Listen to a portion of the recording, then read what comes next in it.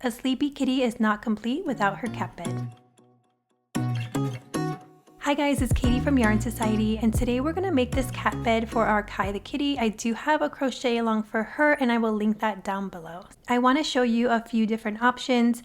This cat bed I made with double strand of this tweed yarn by Knit Picks, and so this is the look for that one. The next option I did was this Super Saver. I took 2 strands of this and this made, I think this was my favorite look for the cat bed because it had a little bit more structure and I really liked that. And then I also used a Woolies, this is a Lion brand extra bulky yarn, and that was to make this cat bed, and that also fit pretty well too. And for the extra bulky yarn, I just used 1 strand. So just showing different yarn options that you could use for your cat bed. For supplies, you can grab any yarn that you'd like. I'm just going to use this worsted weight Super Saver yarn. I have a J 6mm crochet hook, some scissors, a yarn needle, and then I have a stitch marker. To get started with the cat bed, I'm going to use a worsted weight yarn, so I am going to use a double strand. So I usually take from the inside and then I grab from the outside if you only have 1 skein. If you have 2 skeins, definitely use both, it just makes it easier. I'm going to start out with a magic circle. I'm going to make 6 single crochet into a magic circle. I'm going to start with a slip knot. I'm going to wrap the yarn around 2 fingers, crisscrossing it at the top, and I'll hold my tail with that ring finger. I'll push my back piece to the front and I'll pull up to make a loop. You can use that tail to adjust your loop and then insert your hook and get set up with your yarn. I'm going to chain 2, so I'm going to yarn over, chain 1, yarn over again, and chain 2. I'm going to single crochet 6 times in that second chain from the hook. Get your hook underneath both of those strands of yarn. Make sure that you have both if you're using 2. And then we're going to make 1 single crochet back through the same stitch, 2. Here's single crochet 3, back through that same hole, single crochet 4, 5, and 6. From here, I'm going to tighten up my magic circle. I'm going to grab my stitch marker and I'm just going to place it on the last stitch of the round. But feel free to place it on the first stitch if that's what you like. From here, I'm just going to make sure that I have 6 stitches. So I'm going to show you I have 1, 2, 3, 4, 5, and 6. And then this little bit here is just from our slip knot, so you can ignore that. For round 2, we are going to increase in each stitch around, which means 2 single crochet into that same stitch. Get your hook underneath all 4 loops because you're working with 2 strands of yarn, and we're going to make 1 single crochet, go back through the same stitch and make another single crochet. That is your first increase. Then you're going to move over to your next stitch and make another increase. So 2 single crochet. Here's 1, back through the same stitch, and single crochet 2. Move over a stitch and we're going to make another increase, so make 2 single crochet into the same stitch. Move over to your next stitch and make another increase.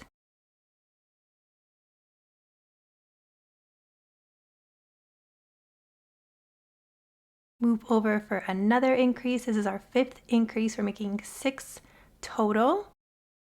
And then move over to our last stitch, and this is another increase.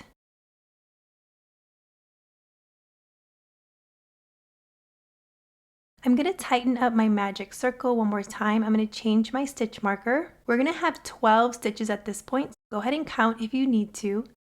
For round 3, we're going to increase in that first stitch, and then we're going to make a single crochet into that next stitch. And we're going to repeat this all the way around. In our first stitch, we're going to make 2 single crochet. Move over and make 1 single crochet. Then we're going to move over and make another increase. Here's single crochet 1, back through the same stitch 2. Move over and make 1 single crochet. Then we're going to do another increase.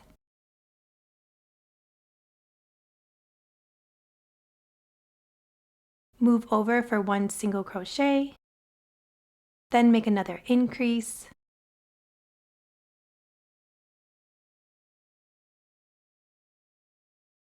single crochet, we'll make another increase, move over for a single crochet, And then here's our last and final increase. End with a single crochet. At the end of round 3, we'll have 18 stitches. I'm going to close up this hole one more time, change my stitch marker, and then for round 4, we are going to make an increase in that first stitch, and we're going to single crochet in each of the next 2 stitches. Here is our first increase.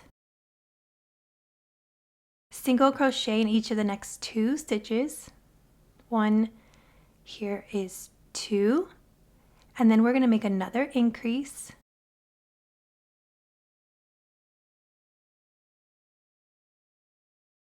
Single crochet in the next 2 stitches. Here's single crochet 1 and 2.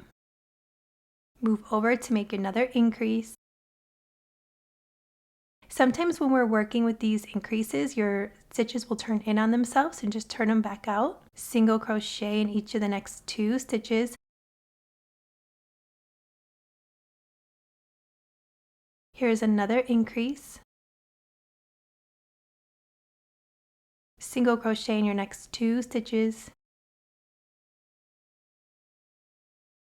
Increase.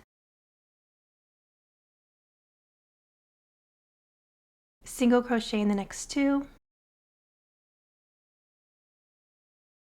Here's your last increase.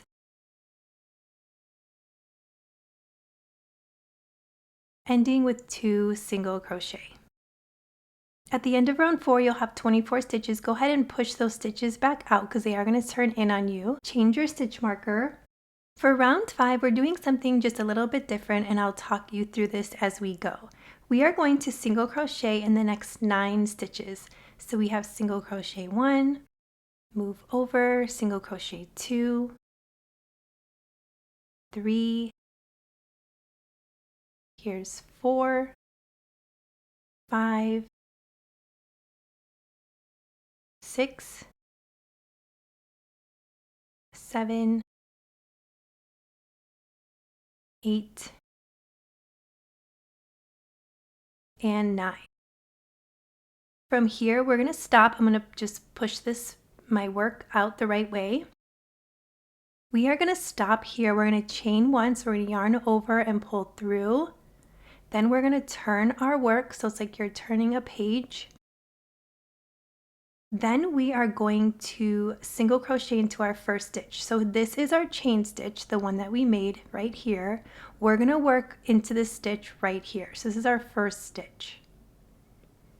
We're going to single crochet in the next 18 stitches. So place your hook into that first stitch, and we have single crochet 1, 2, 3,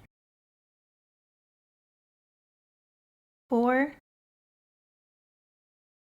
5, 6, 7, 8, 9. And if you have your stitch marker in the last stitch of the round like I do, you'll be hitting that on your 10th stitch. But you can just take that out. So this is single crochet 10, 11. These double strands get tricky, so just do your best. Here is single crochet 12, 13, 14, 15, 16, 17, and 18. We are going to stop here. So if you want to double check, we can just count here. So I have 1, 2, 3, 4, 5, and 6. So we're going to leave those open. And now we are going to chain 1. So just yarn over and pull through, and then turn your work. And we are going to go into that first stitch. So if you pull it, you can see it here. And we're going to single crochet in the next 18 once again. Single crochet until you get to that end of that ridge.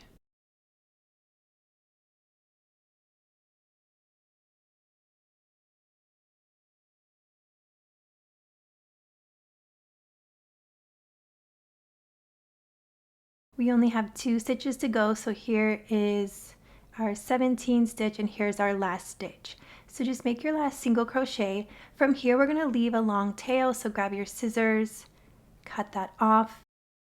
We're going to make a seamless join, so you can just pull that yarn all the way through. Grab your yarn needle and get your yarn into that yarn needle.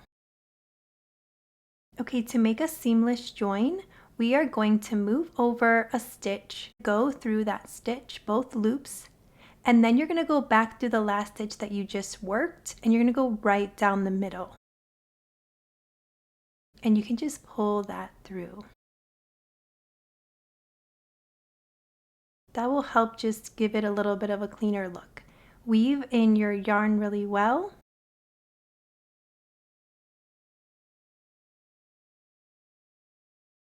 And then you can weave in that middle circle piece that we have also.